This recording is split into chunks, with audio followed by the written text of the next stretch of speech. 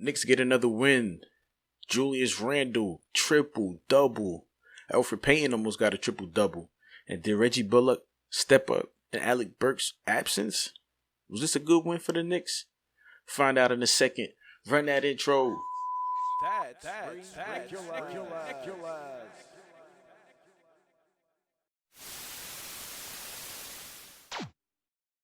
So yes, Nick Nation. We are 500 right now. We are 2-2 after that last victory. Tonight's victory, to be exact. Yeah, we beat the Cleveland Cavaliers 95-85. First loss of the season for the Cavs. They are 3-1. And as I said, we are 2-2. That's good. I feel good about that. We felt like we could get this win. So this is not nothing to be too hype about. I'm just happy that we got it done. We just got to look forward to that next game, Toronto. That triple double from Randle, it was crazy.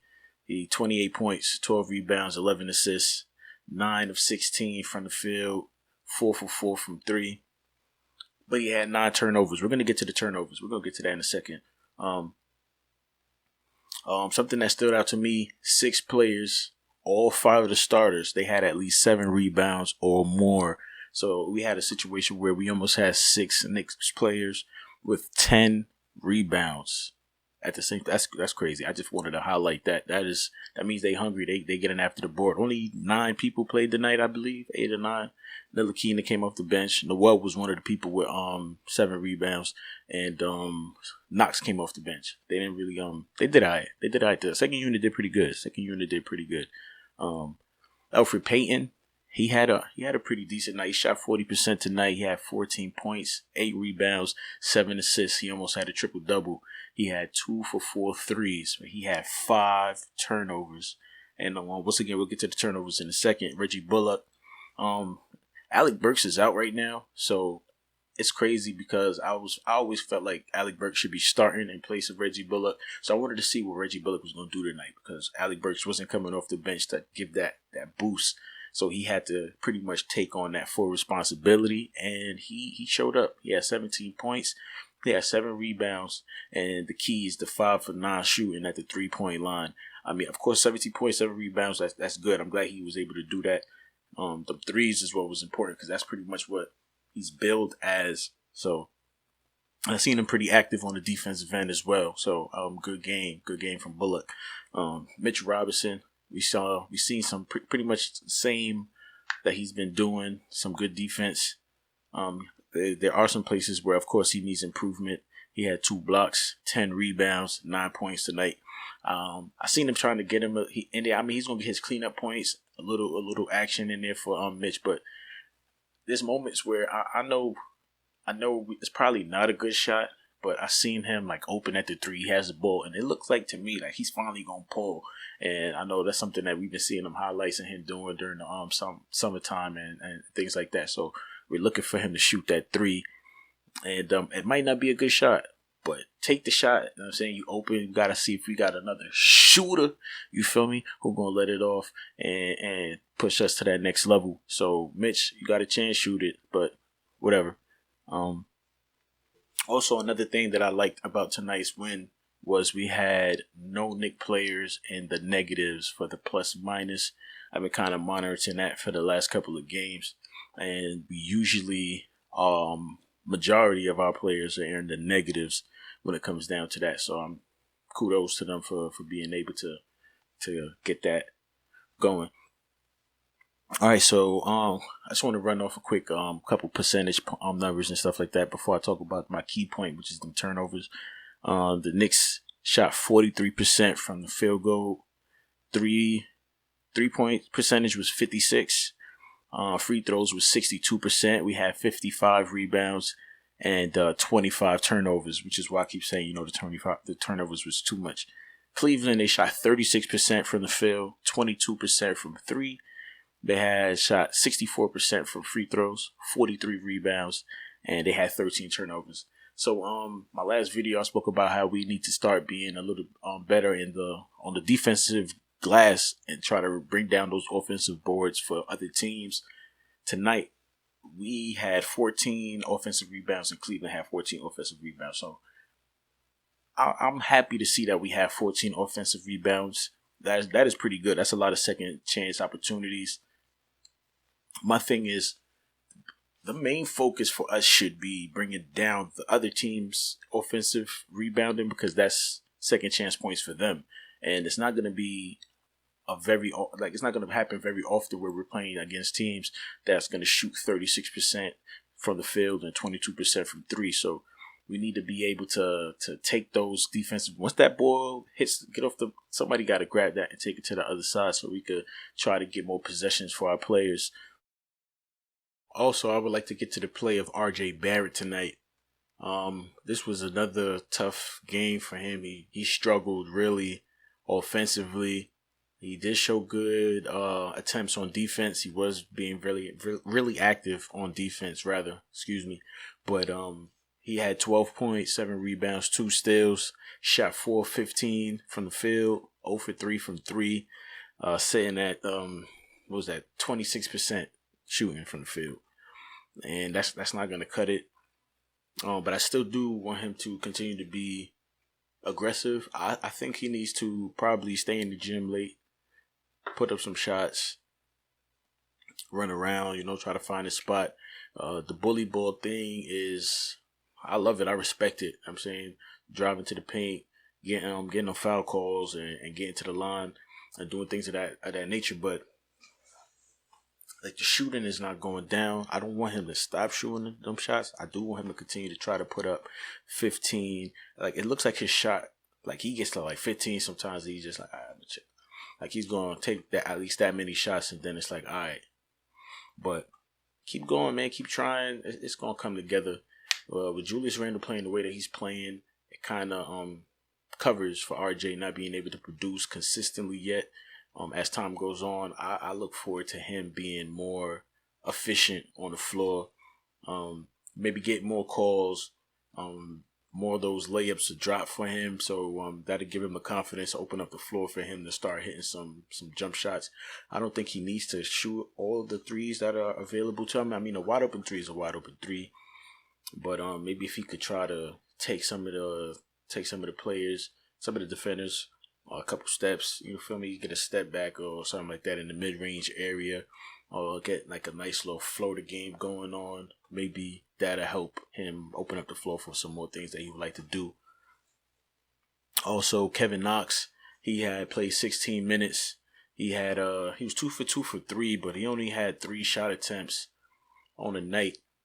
In 16 minutes, I think that they need to try to find some ways to get Knox a little bit more involved on the offensive end. He got dropped again tonight playing defense. I still do like his defensive improvements. He has the length, like I said, to be able to defend, in my opinion, the 2 to the 4, maybe not the 5. He has the length for it, but I don't think he got the size really to mess with dudes in the 5. But at least with his length, if he times his jumps right, he should be able to get those rebounds and things like of that nature. So hopefully Knox continues to work on his game on both ends of the floor. I wish we could get him more shot attempts, and some cuts, like I said, to the basket, so he could throw it on somebody. I'm telling you, he gonna be able to. He could get them highlight reel. Boom! Probably can't windmill or none of that on somebody, but I think he could, like the length he got. Pause. But the length he got going up, I'm sure he had just. But anyway, Frank had 5 points tonight, 2 steals, 3 assists in 16 minutes. I thought he was going to get some more minutes tonight because Burks was out. I'm glad that Reggie Bullock was able to I didn't look at his minutes. I wonder how many minutes he had played tonight. But I thought he was going to get more minutes playing tonight, being that Burks was out, and surprisingly he didn't. Peyton played 36 minutes. Bullock played 41 minutes tonight.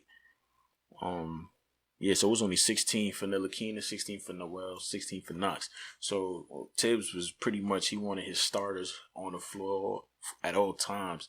Julius Randle played 44 minutes.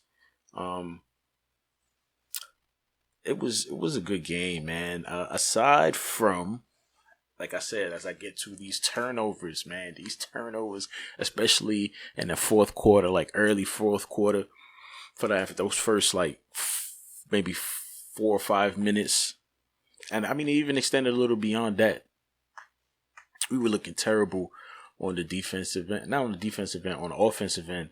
With those turnovers, there were some moments on the defensive end where we did need a lot of improvement. But being that the Cavaliers shot so horribly, 36%, 22 from three, they didn't really have what it took to crawl back in and take that victory. Now, if it was a contending team, like if we would have did that last game against Milwaukee, we would have lost, and it probably would have been a harsh one. Like we would have threw the game away. It would have went from the crazy lead that we had all the way down. Because I think we had brought it down. They had knocked it down to like 11, but we kept pushing. They would have knocked that lead down, and we would probably would have lost by like 15 or something like that. If we played like how we played with the ball, and they shot better. We got to get it together. There was a couple plays where I think RJ and Peyton both were struggling to bring the ball up the court. Like, I just don't be understanding sometimes like the mistakes that they make, and they literally almost throw the game away behind it. But Julius Randle, it's like he refuses to go away. He plays real hard for us right now. That boy is balling, man. That dude is balling. I missed Alec Burks tonight. We missed him out there hitting those threes and getting that second unit flowing. Reggie Bullock played great. So if Reggie Bullock have games like this starting, and then we have Alec Burks come off the bench and he puts up his 18, 19, 20 points off the bench. That's great. Julius Randle's giving us 25 plus. We add that together. If Elfrid Payton is going to start, well, I'm hoping Quickly going to be back. Quickly should be in that starting lineup. We're going to be getting that production from Quickly. But if Payton is starting, if he's doing what he's doing here, facilitating a little bit, I mean, those turnovers is bad. 5 turnovers from him, 9 from Randle. But if they could bring those down and just have more of those good moments on the floor, I know it's asking a lot, Knicks. I know it's asking a lot from the history. But come on, son, we got something going right now. Y'all got a nice little start. Like the first loss, I was expecting that. The second loss, I was expecting that. But I didn't expect us to beat Milwaukee. I seen us beat Milwaukee, and I'm like, all right, I see something. And then we coming in tonight. We was expecting to win this game. Then I'm finding out, damn, we lost Burks. Austin Rivers still ain't played yet. DSJ's out now. Quickly's out. Toppin is out. And it's just like, damn, are we really going to be able to get this win tonight? Even though they didn't have Kevin Love. So I'm like, all right, let's see. And it worked out. So, cool. Cool beans. Good game. Good win for the Knicks tonight. I'm super excited. Looking forward to this next game. We got Toronto. It is not going to be easy. It's not going to be easy. Toppin's still going to be out. There's no word on Austin Rivers yet. Quickly, there's still day-to-day, so we don't know what's going on. I'm not sure about Alec Burks. I'm going to try to scour the Twitter, try to look on YouTube on the MSG networks and the Knicks pages and see if they have any information, any questions was asked to Thibodeau, see if he knows what's going on with those guys so we can have some sort of update as to when they're going to be back on the floor. But let's just bask in the victory. You know what I'm saying? We 2-2 going into this Toronto game. I do predict a loss. If we could get a victory, that'd be beautiful. And then they could ride that momentum all the way to a playoff spot. Yes, I think the Knicks is going to push. They're probably going to have one of those late bottom seeds. Like, maybe we're going to be in the 9 or the 10. But that's still fighting for that spot. We might could just fight into that in that playing tournament. So that's right around the area where we want to be. We don't need to be too high in the mix. I don't think we're ready for that yet. But yeah, man, this was a good victory. Thanks for watching, everybody. Thanks for the support. You could hit like, you could comment, share, Just give me some ideas. How you feeling? What you think about the Knicks? You could talk about your team in the comment section. I might holler back. See how I feel about your team. Can't wait till we play y'all and smoke y'all. Cause the Knicks ain't playing around this season. You feel me? That's ReKNICKulous. You know how we do. You know how we rock. You know how we come in. What you talking about, man? Thank you for tuning in. Go ahead and like, comment, share, subscribe, all that good stuff. We appreciate you over here in Knicks Nation. Once again, that's ReKNICKulous, and I'm out.